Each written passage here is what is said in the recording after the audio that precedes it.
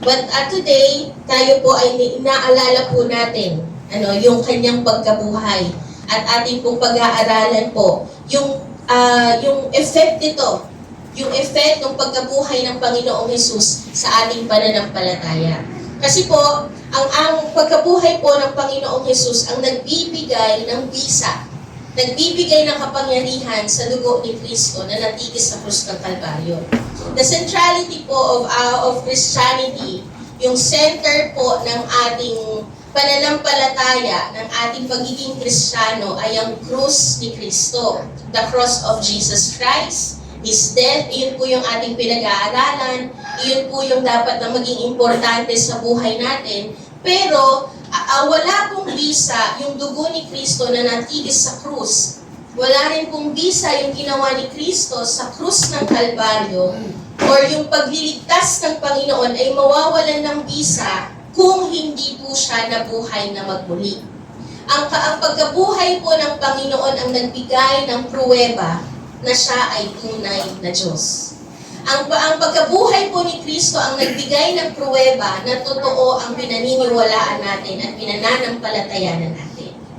Ang pagkabuhay po ng Panginoong Hesus ang nagbigay ng pruweba at kapangyarihan na ang salita niya ay buhay at totoo. Amen po ba? Na may kapangyarihan doon sa dugo ni Kristo, yung ating pong inaawit kanina. Ang pinakapundasyon po ng Bible, specifically sa New Testament, is the death and resurrection of Jesus Christ. Hindi po dapat mawawala ang pagkabuhay ni Kristo. Kasi nandoon po yung power and yung bisa, the proof that He is God, the proof that He is a perfect Lamb of God. So kapag inalis mo po ang resurrection, or hindi po nangyari ang resurrection, baliwala po yung kamatayan ni Kristo. Iyon po yung pinakakabuuan at pagbibigay ng power at bisa sa pagliligtas ng Panginoong Hesus doon sa ating buhay. Because if there is no resurrection po, ang Panginoong Hesus po ay sinungaling. Ang Panginoong Hesus po ay sinungaling. His claim of who He is, that He is God, that He is our Savior, that He is the Messiah, is false. Kahit gaano po kaganda yung statement ng binabasa natin sa Bible, yung statement ng grace at ng faith, ang Christianity po ay magiging malaking kasinungalingan lang kung hindi nabuhay si Kristo. Iyon po yung nagbibigay ng power doon sa grace and sa faith, doon sa binabasa natin, doon sa statement ng Panginoon of who He is, doon sa claim niya of who He is.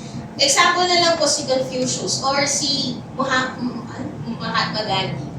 Diba kapag marami po tayong nakikita sa Facebook ng mga sayings po nila o quotes, yung mga statement po nila, na minsan po kung titingnan nyo, maganda po yung sinasabi nila.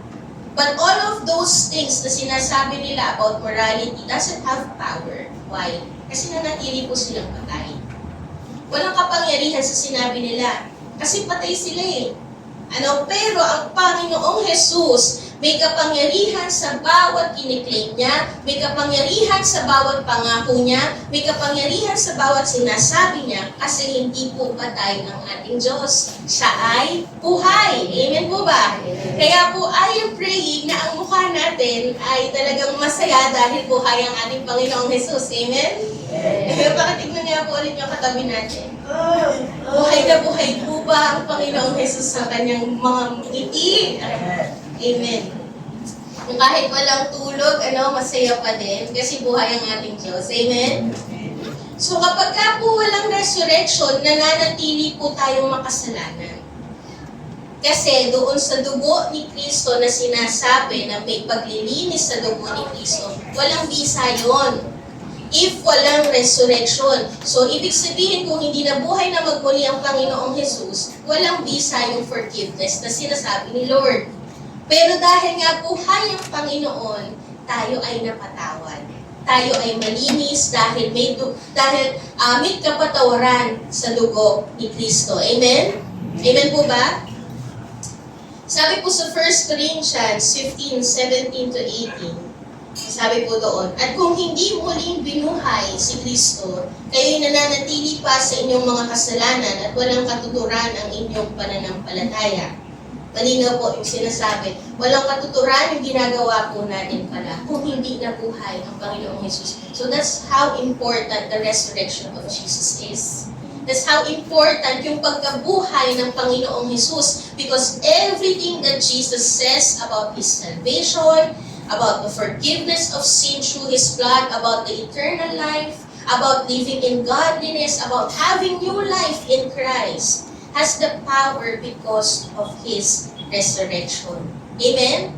Iyon po yung nagbigay ng kapangyarihan na proof na there's power sa ating pinaniniwalaan. Amen po ba? Sabi din po sa 18, hindi lamang iyan. Lilitaw pa na ang lahat ng mga namatay na sumasampalataya kay Kristo ay napahamak, walang tunay na kaligtasan. Kung hindi nabuhay na magmuli ang Panginoong Jesus, kasi hindi niya kayang i-overcome yung death. So, ibig sabihin, if he doesn't have the power to overcome death, then he doesn't have the power to give life. No? He doesn't have the power to give eternal life. So, doon po sa resurrection ng Panginoon, nagbibigay ng pruweba na talagang totoo yung claim niya that He is the one who can give eternal life because in Him there is life. And He Himself is life. Amen po ba? Amen? If Jesus Christ is not resurrected, then we do not have hope. Walang pag-asa. Ano? So, kung nananatiling patay po ang Panginoong Jesus, walang buhay at saysay daw po yung pinaniniwalaan natin. At sayang daw po yung ginawa ng mga disciples. But because our Jesus Christ is alive, amen, may katuturan ang pagpunta natin dito. Amen? May pag-asa tayo kay Kristo kasi buhay si Kristo. Amen po ba? Amen? And the reason, kung titignan po natin din sa Bible, meron pong pinapakita sa atin na mga ebidensya na si Kristo ay nabuhay na magmuli. Okay? Yun po yung pag-aaralan natin ngayong umagang ito. Yung mga evidence in the Bible that Jesus resurrected from the grave. And ano nga ba yung significance nito? Ano nga ba yung ibig sabihin nito? So, meron po tayong tatlong pag-aaralan ng mga evidence in the Bible that proves that Jesus resurrected from the grave. Ano po yung mga bagay na yun? Una po is yung grave cloth. Grave cloth. Pakisabi po grave cloth. Grave cloth. Rolled away stone. Scar in Jesus' resurrected body. Iyan po yung pag-aaralan natin. So, Christianity has the power because ang nakaangkla ang ating pananampalataya sa ating buhay na tagapagligtas. There is power in what we believe in because our Savior and King is alive. So, unang evidence po of the resurrection of Jesus is yung grave cloth. Sabi po sa John 20 verse 6 to 8, ang sabi po doon, then Simon Peter came, following him and went into the tomb. He saw the linen cloth lying there and the face cloth which had been on Jesus' head, not lying with the linen cloth but folded up in a place by itself. Then the other disciple who had reached the tomb first also went in, and he saw and believed. Ang Panginoong Jesus po, nung siya po ay namatay sa krus ng Kalbaryo, meron po siyang isang disciple sa pangalan po ni Joseph of Arimathea na sinabi po niya kay Pilate na kukunin niya yung katawan ni Kristo, yung body ni Kristo at ilalagay po niya doon sa unused tomb niya. Ay mayaman po kasi si Joseph. And doon po niya inilabing si Jesus. At doon po sa paglilibing po nila, meron po silang ginagawa na binabalutan po nila iyon ng linen cloth. And hanggang pati po sa mukha, meron po yun. Okay? Pero doon po, nung nabuhay na magmuli ang Panginoong Jesus, at nakita po nung ni Mary Magdalene na wala doon yung katawan ni Kristo sa tomb, Ang nakita lang po ng mga disciples doon sa tomb is yung linen cloth na yon. Yung linen cloth na nakabalot kay Jesus. And yung isa pa po is yung face cloth na nakabalot po sa kanyang face na nakatupi ng maayos. Nakatupi ng maayos. So doon po, yung detail po na yon has the power. Has the power, amazing power na magpapakita na talagang nabuhay na magmuli ang Panginoong Jesus. The folded face cloth was the evidence of the resurrection of Jesus Christ. And what happened inside of the tomb was a supernatural event. Okay? Kasi po, doon po sa panahon ng Panginoong Jesus, natala rin naman po sa Bible na sinasabi po ng mga chief priests, ang pinakalat po nila, ninakaw ang bangkay ni Kristo para ipalabas na siya ay nabuhay na magmuli. Sabi po sa Matthew 28:11-15, pero ang babasahin na lang po natin ay 13-15. Yung sabi po dito ng mga chief priests, and said, "Tell people, his disciples came by night and stole him away while we were asleep." Yan po yung gustong ipakalat ng mga Pariseyo. "And if this comes to the governor's ears, we will satisfy him and keep you out of trouble." So they took the money and did as they were directed. And this story has been spread among the Jews to this day. So ang lahat po, ang chief priest po, ang elders, the council of the Jewish temple, gusto po nilang palabasin na ninakaw ng mga disciples ang bangkay o ang katawan ni Kristo.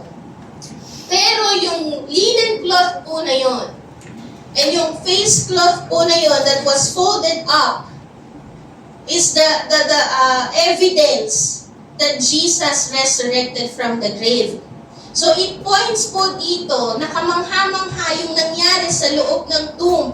Kasi kung ninakaw po ng mga disciples ang katawan ni Kristo para palabasin na nabuhay na magmuli si Kristo, hindi na po nila iiwan yung linen cloth na yon. Kung ninakaw po ng mga disciples yung katawan ni Kristo, hindi na po sila mag-aaksaya ng panahon na tanggalin pa yung linen cloth, i-fold pa siya, diba? Meron po bang ganang magnanakaw? Naglinis pa ng bahay? Kasi ayaw niya nang magulo, iwan niyang magulo ang pinagnakawan niya. Walang ganang magnanakaw. Basta kukunin niya lahat. He will maximize his time. Doon sa pagnanakaw niya. Pero doon po sa nangyari, hindi po pwede na sinasabi na ninakaw ng mga disciples ang katawan ni Kristo because of that evidence, because of that linen cloth and that face cloth. So this kind of details in the Bible shows na mayroong supernatural work inside the tomb. Merong matinding pangyayari, makapangyarihang pangyayari doon sa loob ng tomb. Bakit po natin nasabi that it is a supernatural work of the Lord? Kasi po, doon sa panahon na niresurrect po ng Panginoong Jesus si Lazarus, sino po yung nakakaalala ng story ni Lazarus? Siya po ay binuhay na magmuli ng Panginoon. Tama po ba? Sabi ng Panginoon, "Lazarus, come out." Okay? At ang nangyari po doon, nung binuhay po siya ulit ng Panginoon sa John 11:43-44, ano po yung nangyari sa kanya? When he had said these things, he cried out with loud voice, "Lazarus, come out." The man who had died came out, his hands and feet bound with linen strips. Nung siya po ay binuhay na magmuli ng Panginoong Jesus, nandoon pa rin yung linen strips. Nakabalot pa rin po siya ng linen strips na yon, and his face wrapped with cloth. Jesus said to them, "Unbind him and let him go." Kailangan pa ng ibang tao na mag-alis sa kanya doon sa linen cloth na yon. Pero ito yung nakakamangha na nangyari sa pagkabuhay ng Panginoong Jesus. Hindi niya kailangan ng ibang tao to unbind him. Grabe po yung tindi. Kaya namangha po si John, si Apostle John, nung nakita niya yung linen cloth na yun. Kasi there is a supernatural work and intervention of the Lord inside that womb. There was a divine intervention and supernatural work showing that the Lord Jesus Christ has the power to overcome barriers. Amen po ba? Hindi niya kailangan ng ibang tao to unbind Him. May nagsasabi po, He passed through that linen cloth. Pero hindi po yun malinaw sa Bible. But because of the power, we know that there is a divine intervention. Because Jesus is God and has the power, supernatural power, meron pong nangyaring divine intervention na nanatili yung cloth na yun and the face cloth was folded. Amen po ba? So ano nga po ba yung ibig sabihin po nun sa buhay natin? What is the significance of that face cloth and that linen cloth ng Panginoong Jesus? Pinakita po ng Panginoong Jesus that He has the power to overcome barriers. Yung mga humahad lang po sa Kanya ay kaya niyang pagtagumpayan.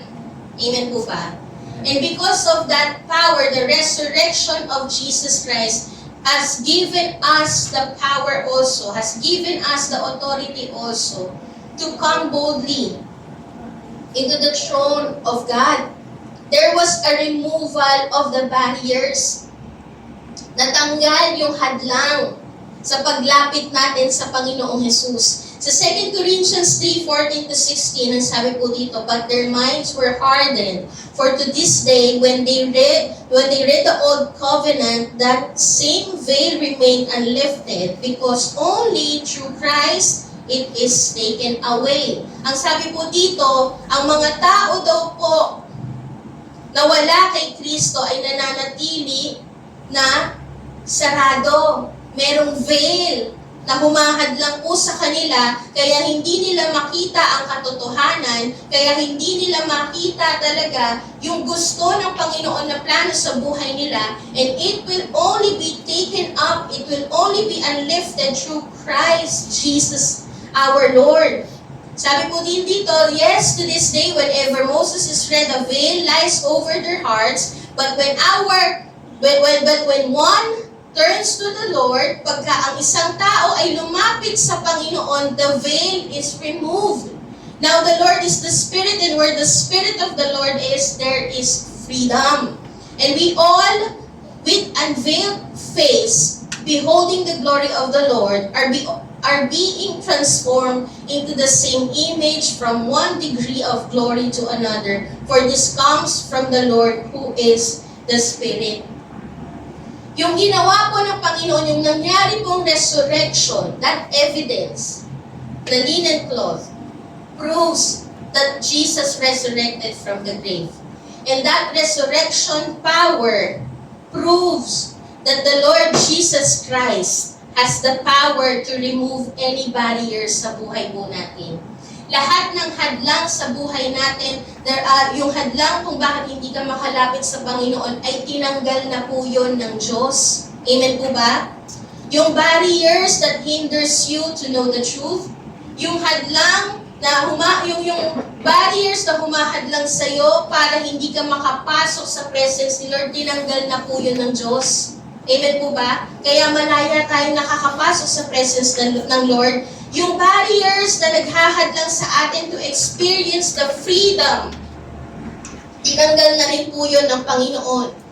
Kaya po tayo ay magkakaroon ng buhay na malaya because where the Spirit of the Lord is, there is freedom. Kaya po tayo nagkaroon ng pagbabago sa buhay because of the resurrection power of Jesus Christ. Amen po ba? Yung hadlang po sa buhay na may pagbabago ay tinanggal na po ng Panginoon. Nung siya po ay nabuhay na magmuli, all of those hindrances ay tinanggal na ng Diyos. Amen po ba? Malaya kang makapagpuri, malaya mong maranasan yung buhay na may pagbabago. You now have the power to live a godly life. Amen? Because of the resurrection power of Jesus. Amen po ba? Amen? Kaya ang mga Kristiyano po, dahil naranasan natin ang kapangyarihan ng Panginoon, nagkakaroon ng pagbabago ang buhay mo. Ang sabi po dito, you are being transformed into the same image from one degree of glory to another. You are being transformed from glory to glory. Amen po ba? Amen. Pakitapik po ang katabi. May pagbabago sa buhay mo. Dahil buhay ang Diyos. Amen? Dahil buhay ang pinapapurihan mo. Amen po ba? Amen? Merong kalayaan sa buhay mo. Amen po ba? There is freedom in your life. Amen? Because our Jesus Christ is alive. Our King is alive. Amen po ba? Sino po naniniwala dito buhay ang kanyang Diyos na pinaglilingkuran? Amen. Amen. Hallelujah. Pangalawa po is the rolled away stone. Sa Luke 24:1-6, ang sabi po dito, but on the first day of the week at early dawn, they went to the tomb, taking the spices they had prepared, and they found the stone rolled away from the tomb. But when they went in,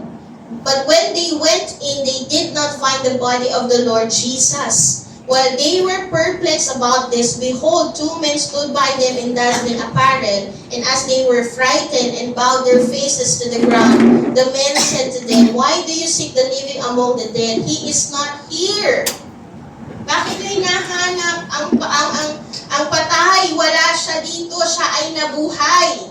Amen? He has risen. Remember how he told you while he was still in Galilee. Ito pong stone po na to na inilalagay po sa tomb. And specifically sa tomb po ng Panginoong Jesus. Ang sabi po ng mga archaeologists, ang stone po na inilalagay po doon sa grave or sa tomb ay may weight tons talaga, 2 tons ang sabi. Sobrang bigat, hindi po kayang tanggalin ng isang tao, ng 3 tao. Maraming tao ang magtatanggal nun. Okay? Hindi po siya kayang tanggalin lang ng isang tao kasi lalong-lalo na yung stone po na yon was sealed with wax or clay.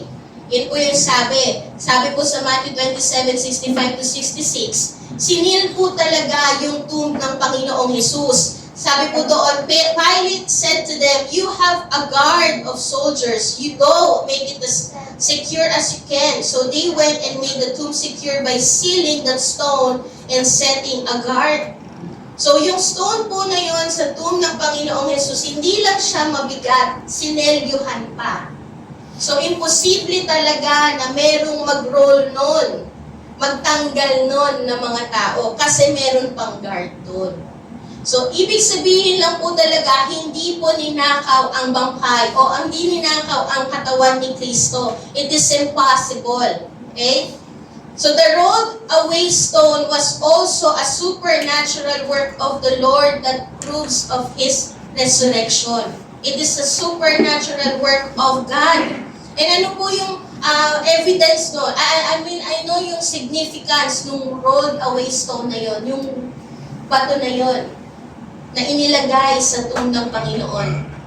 The stone represents yung punishment ng pagkakasala natin at nagdadala ng kahihiyan dahil sa ating pagkakasala. Okay?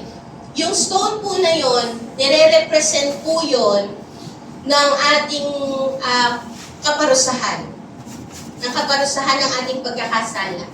At dahil tayo ay nagkasala, yung stone po na yun, nire-represent yung kahihiyan, the shame and the guilt of our sin.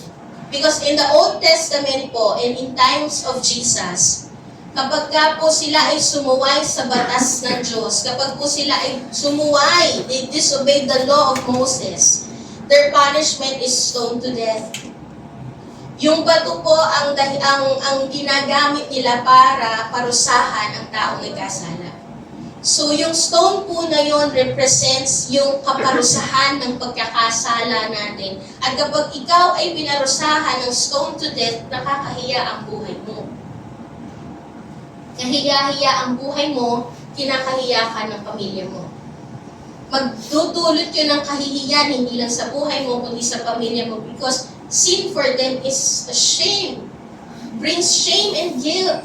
Sabi po sa John 8:4-5, bigyan ko po kayo ng example. Even in the Old Testament, sinabi po yun, that there is punishment when you disobey the law of God, and the punishment is stoned to death. Sabi po dito, they said to him, "Teacher, this woman has been caught in the act of adultery. Now in the law, Moses commanded us to stone such women." So what do you say? Ayun po yung kaparusahan ng mga taong nagkasala sa Panginoon. Stone to death. So ano po yung significance nito nung na-remove or yung rolled away stone, natanggal yung stone doon sa tomb? Ano po yung significance ng empty tomb and rolled away stone? The resurrection of Jesus took away the punishment of sin to those who believe. Lahat po daw ng mga naniwala sa Panginoon at dahil siya ay nabuhay na magmuli, tinanggal na po niya yung kaparusahan ng ating kasalanan. Amen po ba? Iyan po yung dahilan, iyan po yung significance ng rolled away stone, that the condemnation, yung kaparusahan ng kasalanan doesn't have power over us anymore kasi napagtagumpayan na yan ng Panginoong Jesus through His resurrection. Amen po ba? He overcome the punishment of sin that leads to death. Sabi po sa Romans 8:1, malinaw po na sinasabi sa Romans 8:1, ang sabi po dito, basahin natin sa Tagalog. Kaya nga, hindi nahahatulang maparusahan ang mga taong nakipag-isa na kay Kristo. Yung resurrection po ng Panginoong Jesus has given us the power, has given that destroy the power of sin. The resurrection of Jesus Christ destroyed the punishment of sin in our lives to those who believe in Jesus Christ. Wala nang kaparusahan ang ating kasalanan kapag tayo ay na kay Kristo na.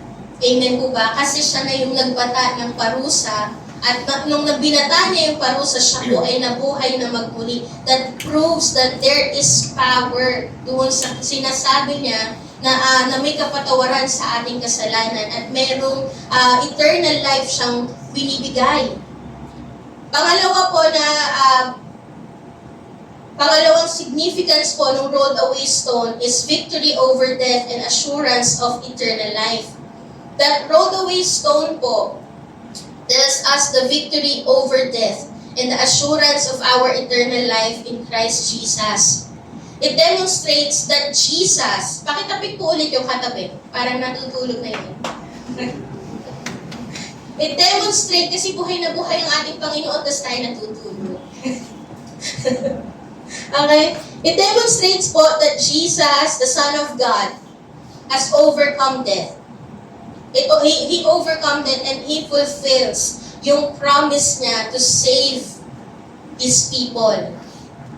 To save and give us eternal life. That rolled away stone is a reminder na totoo yung sinasabi ng Panginoong Jesus na siya ay mabubuhay na magmuli at kaya niyang magbigay ng buhay na walang hanggan. That He has the power to fulfill His promise to save the people who have faith in Him.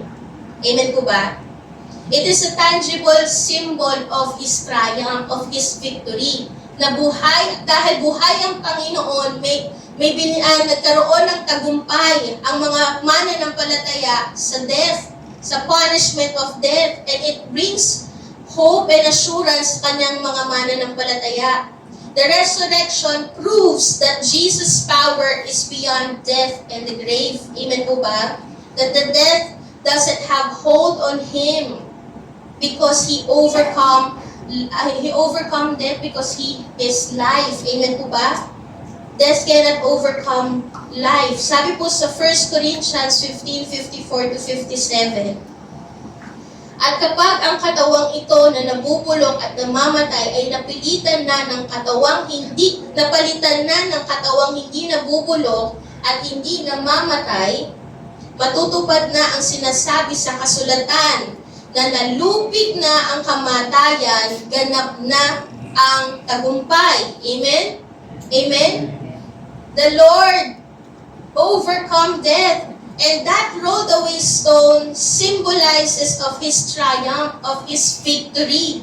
Amen po ba? Na may tagumpay din sa mga mananampalataya dahil ang ating Diyos ay buhay at napagtagumpayan ang kamatayan. Amen? Amen? Ang sabi din po dito, nasaan o kamatayan sa English, death, where is your sting? Ang sabi po doon, nasaan o kamatayan ang iyong tagumpay? Nasaan na ang iyong kapangyarihan? May kapangyarihan lamang ang kamatayan sa atin dahil sa kasalanan, at may kapangyarihan ang kasalanan sa atin dahil mayroong kautusan. Na may kapangyarihan ang kamatayan sa atin dahil tayo ay nagkasala, pero dahil sa ginawa ng Panginoong Hesus at dahil napagtagumpayan niya ang kamatayan, tayo ay magkakaroon din ng katagumpayan. Amen? Sa kamatayan. Instead of we are in fear of death, we have hope of eternal life. Amen po ba? Instead na tayo ay matakot, na tayo ay mamamatay, iyon po ay pag-asa natin dahil the Lord will transition us from death to life. Amen? Amen? Naintindihan po? Kagaya ng mga disciples who witnessed the resurrection of Jesus and hold on to the promise of the Lord. Hold on to that promise of eternal life.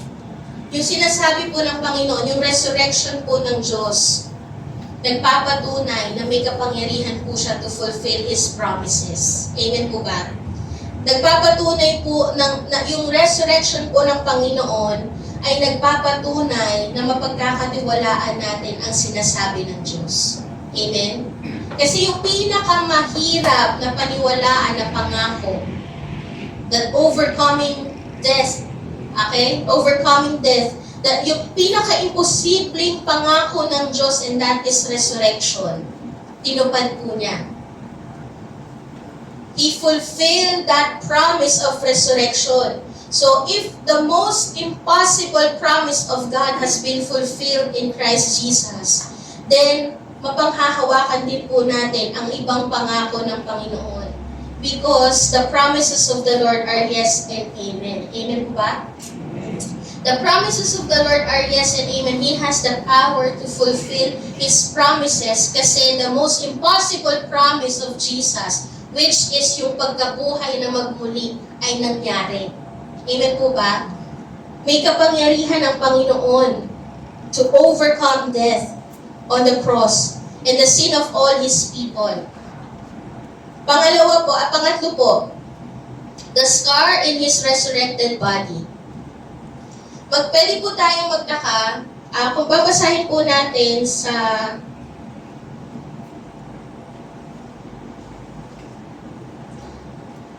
John 20:20, sabi po dito, hindi ko po siya nalagay. When He had said this, He showed them His hands and His side. Then the disciples were glad when they saw the Lord. And ang sabi din po,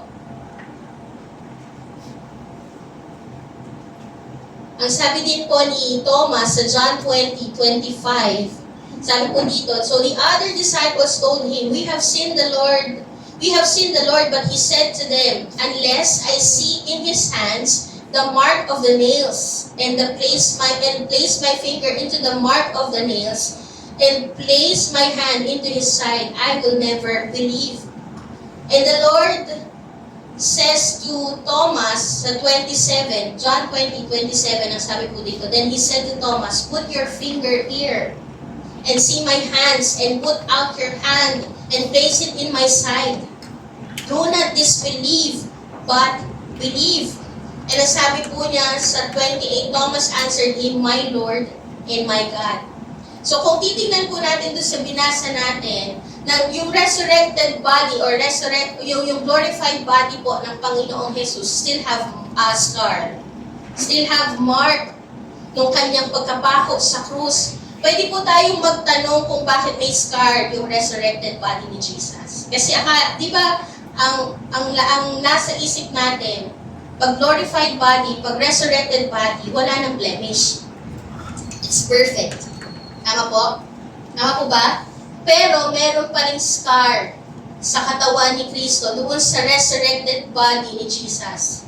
And that scar ay evidence po ng kanyang pagkabuhay na magmuli. That scar of Jesus' resurrected body is not a defect, it's not imperfection. But that scar in Jesus' resurrected body was a constant reminder of His sacrifice for the sake of the people. It is a constant reminder na merong nagsakripisyo na Diyos sa atin. Dahil tayo ay mahal ng Panginoon. That scar of Jesus in His resurrected body is a reminder of the suffering of our Savior and the glory of His resurrection. Ano po yung significance po nung scar na yun? Nung sugat na yun? That scar is a reminder of His love. Kaya every time po, nung nakita po ng mga disciples yun, namangha sila. Namangha sila kasi this is the same Savior na nasa harap ko ngayon that sacrificed His life for me. This Savior, this resurrected one na to, is the same Jesus Christ who died on the cross, who sacrificed His life for me because of His great love. That scar is not imperfection, but it is a mark that speaks of the depth of His love and His grace. Na ganoon kalalim ang pag-ibig ng Diyos, ganoon katindi ang grasya ng Panginoon sa buhay natin na kahit tayo ang may kasalanan, siya ang nagpapako sa krus. That scar is a mark of His love and grace. Sabi po sa Romans 5:8, pwede ko po bang tawagin ang worship team? God shows His love for us in that while we were still sinners, Christ died for us. These rich wounds are mark of His love. And this scar po is an invitation to the sinners, to all the people. This is an invitation to all the sinners to experience the great love of the Lord. This scar po also is the assurance to the believers, to the saints, that because of that scar, we can now experience eternal life. Dahil po doon sa scar na yon, mararanasan natin ang buhay na walang hanggan. It is not defect, it is not imperfection, but it is a reminder of His love. And that scar po is a symbol of healing. It is a symbol of healing, that the scar in Jesus' resurrected body is a symbol of hope and healing. Sa Isaiah 53:5, sabi po dito, but He was pierced for our transgressions, He was crushed for our iniquities. Upon Him was the chastisement that brought us peace, and with His wounds we are healed. The resurrection of Jesus Christ proves that He has the power to transform our own wounds and struggles into testimonies of God's grace and healing. Na kung meron po tayong mga sugat ngayon, kung meron po tayong mga struggles ngayon, that scar is a symbol and a reminder that He can transition that wound into healing. That He can transition you from brokenness to whole. Na walang malalim na sugat ang hindi kayang pagalingin ng Panginoong Jesus. That scar is that proof na kaya niyang magpagaling. Kaya hindi mo kailangan manatili sa sugat na yan. Ilapit mo yung sugat na yan sa harapan ng Panginoong Jesus dahil kaya niyang maghilom ng sugat. Amen? Yung mga pangit na testimonies natin or pangit na pangyayari, pangit na buhay natin sa nakaraan, He can transition that into a good and great testimony that will give Him glory. Amen po ba? That scar is not a mark ng kahihiyan. That scar is a mark of His glory. That He resurrected from the grave, so He has the power. He has the power to give you a new life. He has the power to free you. Amen po ba? Pwede po ba tayong tumayo lahat? And